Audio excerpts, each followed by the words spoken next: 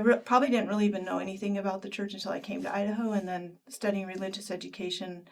That was probably the first time I was introduced to like Mormons, that kind of thing. And so, and it was... And you're in Idaho. Yes. Right? Yeah. So and so it wasn't necessarily a great relationship. Like I thought that, I was told it was a cult. And so, I would hand out tracts at the high school to kids that were going across the street to the seminary. And, oh, really? Yeah.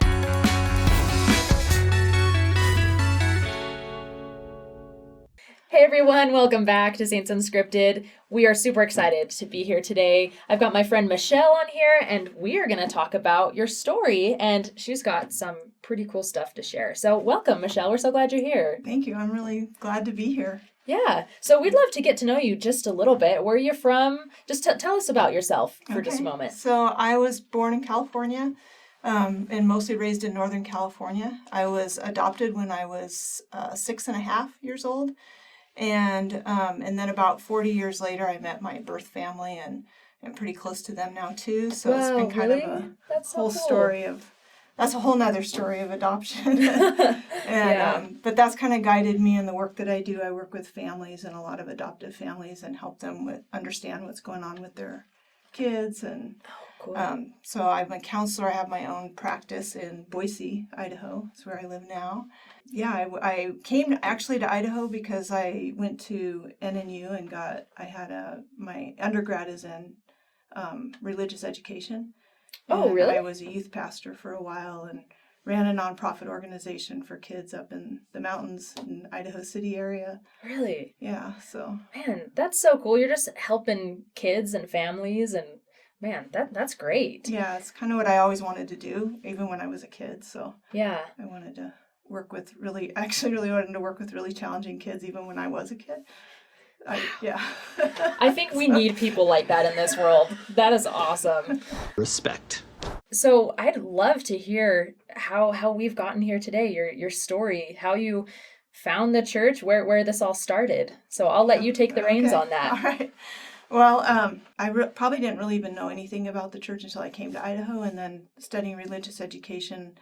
That was probably the first time I was introduced to like Mormons, that kind of thing. And so, and it was... And you're in Idaho. Yes. Right? Yeah. And so it wasn't necessarily a great relationship. Like I thought that, I was told it was a cult. And so, I would hand out tracts at the high school to kids that were going across the street to the seminary. And oh, really? Yeah, I would have these conversations with leaders there that I didn't know what their leadership role was and stuff. Now I can kind of guess more. But then when I started that nonprofit, I had a lot of, well, not a lot, but several friends that were members. Mm-hmm. And so they would come and help with things.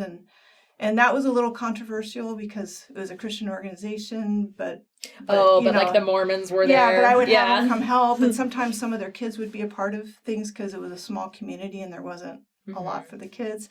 And so I just started with, my friendship was kind of based on where they were at with what they knew about Jesus. And so I didn't see a lot of differences in what we were doing.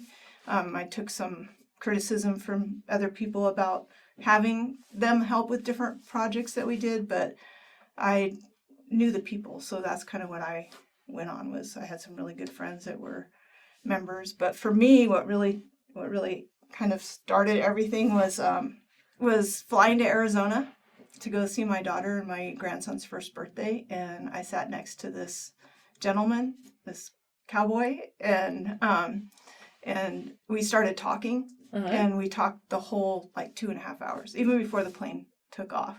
Oh my gosh! And that had never happened before. Usually, I just bring my book, and I know. Usually, I don't talk to people on planes. I'm kind of in my zone. So that's super cool. That's what I do too. Yeah. So we just started talking, and we talked about family and horses mostly, and kind of how we grew up. And I don't think at that point I knew necessarily that he was, a member of the church or anything like that. And I didn't know it was going to go anywhere, from there. But we started kind of struck up a friendship and started talking more. And I felt so aligned with everything that we were talking about. And I felt so good about it. And so felt the Spirit so much in the things that we were talking about. And And at this point, did you know, was he a member of the Yeah. church? Did you know that at this point? Or yeah, you, okay. I knew that pretty much, I think, once I got off the plane and we kind of like went our separate ways. It was like looking up, who is this guy? Yeah.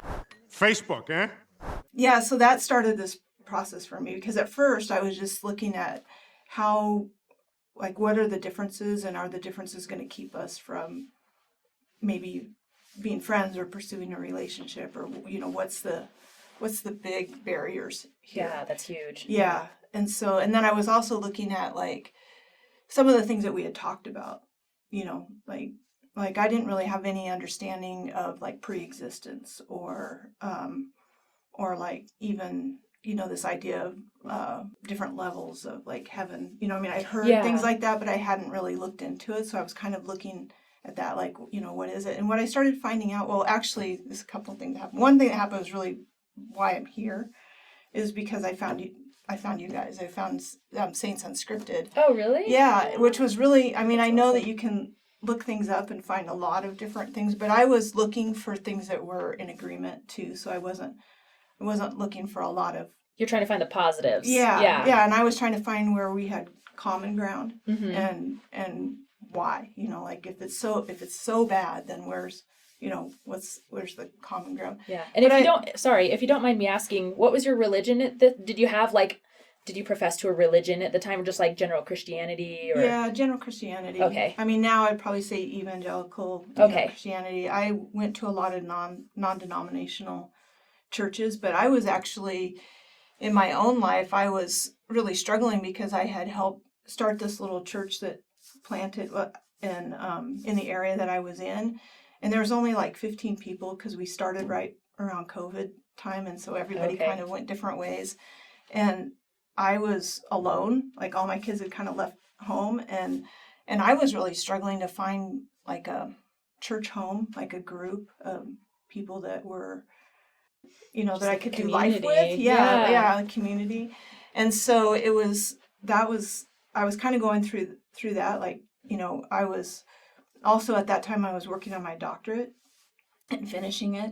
Mm-hmm. And so I would just like, I would go to church, and then I would just feel like so disconnected from it the rest of the time. And so that was bothering me, because in the past I had home church kind of groups and stuff like that, where we were really like, we didn't just get together once a week for an hour. Like we really, did a lot. And I love fellowship, like just talking about the things of God and diving into scriptures and things like that. Like not to argue, but to like, what's God saying to us, what. Yeah, to build each other up, to foster that conversation. Yeah. Yeah. And it had been so long since I had really experienced that. I don't even think I knew that I was missing it until I started having it. So then I looked up, I wanted to find out something about, I think it was like, what would I have to do? Like, what do you have to do to like join this church? Like, what are they going to make you do? I think one of the things that came up was about baptism. And so I was like, okay, so what do I have to do to be baptized? And that's where I found, I think the first one I listened to, and it was an older one. Like it was when it was the three Mormons.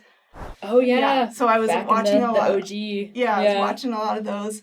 And it was great. It was funny, right? And so it was just enough of what I needed, I think, at that time, because it wasn't really like heavy, but it was just. And then I found out that there was these conversion stories, and so that really started helping. I started listening to all these different conversion stories, and especially because at that time too, I can't remember how far I was in the process when I referred myself to the missionaries. I think it had been maybe just a couple of months, and I kind of reached a place where I was like, okay, it says on the website that the next thing I have to do is call the missionaries. I was really scared to do that, because it's a big step. Yeah, because since I had like learned some things before, like in the 80s, I guess it was, when I went to college, I was thinking, so they're going to tell me to read the Book of Mormon. And then like the warning is like, they're going to tell you to read the Book of Mormon, and then they're going to tell you to pray about it. You don't need to pray about it because it's wrong. Don't do it. That's how they get you. And so I was, I referred myself to the missionaries, and The first time I met with them, that was the other thing, was like I knew they were going to be really young. Mm-hmm. And I've had this whole life where I've like walked with the Lord and been a Christian. And so I didn't want to start over just at the basics. Like I really liked the stuff I was learning, and it was really confirming to me about a lot of things that I had believed that had probably kept me from really solidly joining any other church, because there was just different things that I had come to believe that I wasn't seeing that were in other churches. Okay. One of the big ones was like I've had a belief for a long time about apostles and prophets, and it's like, where are they today and stuff. So as I started finding out more about the church structure and things like that, there was a lot of things kind of coming together for me at once, and it was a little bit overwhelming actually, because it was like I could tell it was changing me, and it was and I knew that I felt pretty sure I was being led to like a place where I'd have to make a decision. And in my mind at that time, I was thinking I was going to have to like give up something, like everything. Yeah, it was getting real. Yeah. And so I met with the missionaries, and they were awesome. Like they just took so much time with me. And I think by the second time I met with them, they would bring somebody else along, like another sister from the church that was more my age, usually a parent, and we would just like sometimes talk for like an hour and a half about things, because I didn't ask them like the basic questions that I wanted, or questions where it was like maybe, well, what about this controversial stuff? I didn't even actually really ask the missionaries. I'd either ask Merlin, or I would like look it up, and try to find something that like that David had done on it. That's David? Right? Oh yeah, Dave. Yes. Yeah. David Snell. Mm-hmm. Yeah. So faith and beliefs, or yeah. So that's kind of where I would get more, and then I was listening to talks too, and I don't know exactly how that started. I think Merlin sent me like one talk, and then I started finding more talks, and it was just settling like in my heart so well. So then I met with the missionaries, and the first, not the first thing, but at the end, they're like, we want to invite you to read this passage and pray about it. And I didn't say anything. I said, okay, And then the next week when I met with them, they said, did you read that passage? And I said, no, because I knew that's what you guys were going to do. Saw it coming a mile away. I just said, I'm not ready yet, Yeah.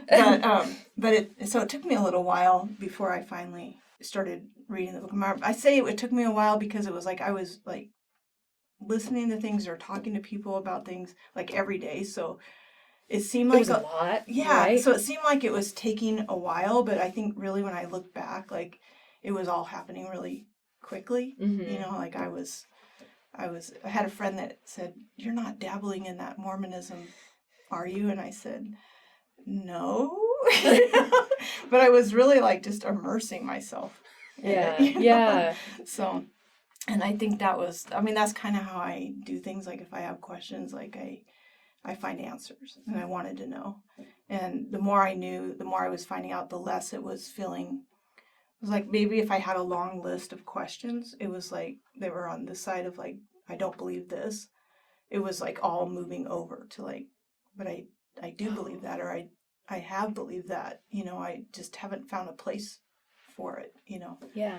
So and I never felt like I was giving anything up. Like I just felt like more was getting added to me. And that was a huge feeling, just like this like the fullness of the gospel was like, I was feeling that, that it was being more. So. Oh, that's wonderful. Yeah. And did that increase when you finally did read the Book of Mormon, or were you like, whoa, this book is interesting? Or what were your thoughts when you finally dove into that? When I first started reading it, it was so different. Like it's different, but it's not different because it's the language. Mm-hmm. Right? It's like scripture language. Yeah. And so I've read the Bible a lot. I studied it quite a bit, and also I think the other thing that was really important that happened, because I really liked the Old Testament, and so that was the year that we're studying the Old Testament. Oh yeah, right? Come follow me. And so we had this opportunity, Merlin and I did, to go to the replica of the tabernacle that the youth had put on in Idaho. Yeah.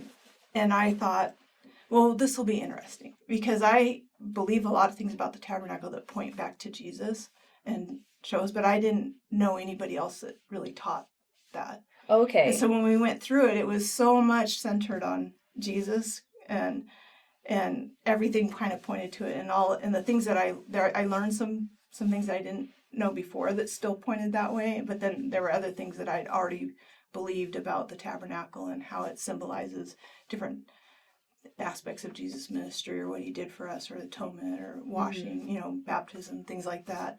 And so to see it, that was really cool. Yeah, to see others talking about the same thing that like you had been that I had already studying and believing. Yeah. And that nobody else was talking about, that I had been around. We'd read the Old Testament and things were said about how it applies to us now, but there was but I didn't feel like people really understood like everything, all these stories point back to Jesus, And so when I started reading the Book of Mormon, I think the hardest part for me really wasn't that it didn't make sense. It just was all different names. Mm-hmm. That was the hardest part. New like, characters and people. Because it's like, this sounds so much like this scripture or that scripture, but it's like a whole set of names and people. And you think about some of the names in the Bible, and they're really strange names, but I had grown up used to them. So Hezekiah was like not a weird name or anything like that. So we start reading these other names, like, who are these people? Like Lehi. What are these words? I think the brother Jared's the best because you just don't even try. I know, the brother. I know, for so long I didn't even know his real name, but... Yeah. Oh, that's awesome. Yeah, but then I was looking last night because I was like, So I had been reading every day. In the mornings, I just before I got out of bed, I would just read like a chapter or so. Some of them are really long chapters too. That was the other thing, like longer verses and longer chapters than normally are even in the Bible. Yes. And I got to, I knew it was the middle of one of the books, but I thought I had been reading like for a long time. But really, it was in First Nephi when it starts talking about how all the simple and plain things have been like taken out and made confusing, and that there's this, I think it calls it the great abomination, and it was, and I didn't take it personally, like, oh gosh, like this is really coming against like what I believed, but to me it was like it resonated with me. This is what I've experienced, like all this scattering and division, and people aren't really tied in together, and it was just I've read it since, and it's never hit me exactly the same way as it did that morning, but it's interesting how scriptures do that. Yeah. And up until then, I wasn't feeling anything. Like every week, the missionary's like, how's it going reading the Book of Mormon? I'm like, it's fine. I'm just trying to figure out who these people are. And, but that morning was like, I could not stop crying because it just was like, that's exactly what I've been experiencing. And what I was also experiencing was just the depth of what God was showing me, in that time period in all these different ways, and feeling all those pieces like come together. And that was the first moment where I was like, this is like really true. Like this is a lot more, like this is different than just kind of checking out this church to see if I think I can kind of fit in here, and that was huge, just reading that and having that experience, and that was the first time I think I really felt, and then that really I think encouraged me to keep reading and studying too, but I think by this time I was starting to get a little bit more feedback from other people, because I think, my family, my kids knew that I was, that Merlin and I were becoming better and better friends, and so they were worried, you're not gonna become Mormon, are you? And stuff, and I was like, maybe. Like, no promises. Sorry, guys. Yeah, so that was, so it was starting to hit against some of that. And yeah, you've got the outside influences coming in now, right? Yeah, I was trying to, I would like put some things out there like on Facebook, just a little bit, like I was also, it was really just amazing timing, I think, for me, because it was around Pioneer Day time, and then Merlin and I went to Arizona to go see his family, and we talked a lot about the pioneers and the founding of the town that his family founded, and at the same time my son and I had been watching 1883, and which is like this, not quite the same, but time Uh-huh. period, certainly not the same, spirit of anything. But it was like I was like kind of immersed in this pioneer time. And so I posted something on Facebook about like, I'm starting to have dreams about like that it's like 1883 or something like that, You're kind of like feeling the waters, putting out like, how are people gonna react? Yeah. And I had watched a movie about Joseph Smith because it was like I had a list, not really a written down list, but like one of the things I had, because I think the missionaries had asked me like, what do you think about Joseph Smith? I'm like, I haven't gotten there yet. Like I haven't, dove into that yet. So I one afternoon I just watched this movie about him, and it was amazing. Like I was just like, okay, like I just felt really. I think there's having started things before, like starting that nonprofit and starting different things where I really felt led to do it and really impressed. Like, having those experiences, like you can kind of recognize in other people when they're having those kind of experiences. And I'm not, so just the fact that here's this boy that, was just asking God for help, and, all this was given to him to do, just really struck me with like that. There's no way that you could do that if God wasn't part of that. Yeah. There's just no way. It's like so hard to start things, and then to go against the culture and the norm of what other people believe and stuff. So when I had posted that about 1880, having those dreams in 1883, I had said something about watching the movie about Joseph Smith, and that's when I kind of started getting a lot of like, oh no. Yeah.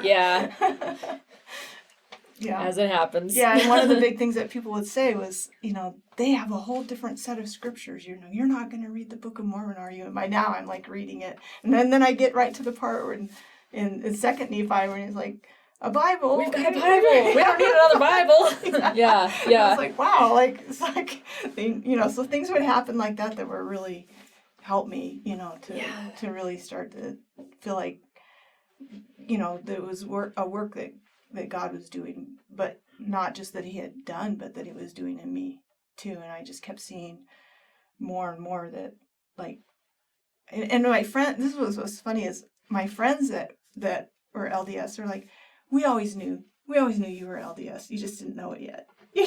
Like just for the way that I lived my life or the conversations that I'd had with them. And, so I had a lot of encouragement from them, of course. And at one point I even like wrote out like how many of my friends were already LDS, that I would consider really on the same level of my friends that were saying things to me, and it really wasn't even equal, but it was still hard. Like it was a really hard time, like just facing, I think part of why I had so many friends that were LDS is because I'm pretty open about like, hey, let's just meet in the middle. Like, what do we have in common? That's kind of how I approach things. So even me saying I was going to get baptized and join the church was like a huge stand, because I would have been a lot more vague about everything if I could have been, I think, Yeah, that's like